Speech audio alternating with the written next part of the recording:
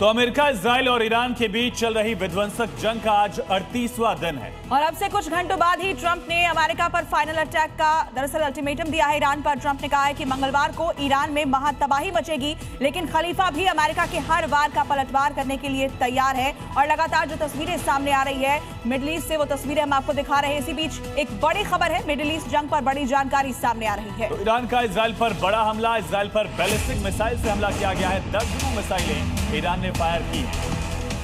जंग से जुड़ी इस वक्त ये बड़ी खबर आपको बता रहे हैं। ईरान का इजराइल पर एक बड़ा अटैक, एक साथ दर्जनों मिसाइलें दागी गई हैं। बैलिस्टिक मिसाइल से इस अटैक को अंजाम दिया गया है। इजराइल में लगातार सायरन की आवाज गूंज रही है।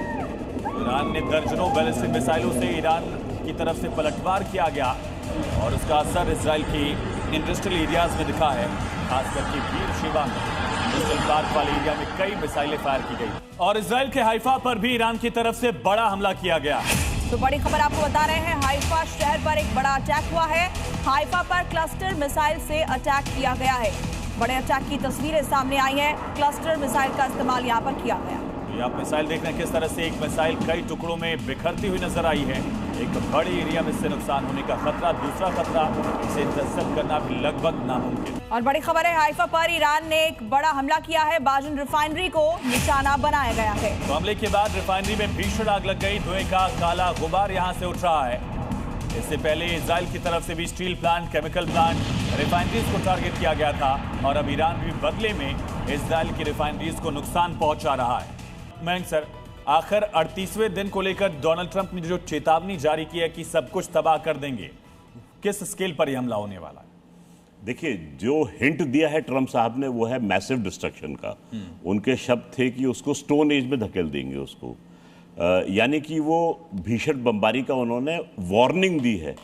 अब करते क्या है वो देखने वाली बात है। बीच में थोड़ा सा लल जरूर आया था, 6 तक का टाइम दिया था और दूसरा उनका वो F-15E स्ट्राइकिंग ईगल जो है वो डाउन हुआ था। लेकिन चूंकि WSO को वहाँ से रेस्क्यू कर दिया गया है तो अब अमेरिका का रुख जो है वो कुछ और रहेगा।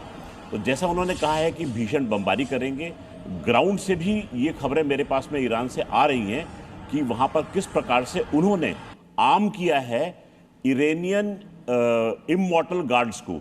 इरानियन इमॉर्टल गार्ड्स वो संस्था है जो कि शाह ऑफ ईरान द्वारा खड़ी की गई है और जिस प्रकार से IRGC है, IRGC के बरखिलाफ ईरानियन इमॉर्टल गार्ड्स जो है वो रेज हुई है।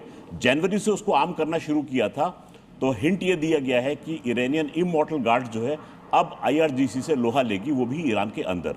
तो मुझे दिख रहा है कि ये बमबारी करके उसका सपोर्ट करेंगे और इंटरनली ईरान को वीक करने का प्रयास करेंगे। ठीक, रविंदर सर, ये जो बार बार ट्रंप की तरफ से मियाद बढ़ाई जा रही है, इसे क्या बातचीत के पेशकश के तौर पर बातचीत की जा सके इसलिए किया जा रहा है? क्योंकि जो नई रिपोर्ट सामने आई है उसमें अब ईरान भी थोड़ा नरम पड़ता हुआ दिख रहा है। अगर हम हॉर्मुज स्ट्रेट की बात करें तो बीते 24 घंटे में 15 शिप को वहां से जाने दिया गया है।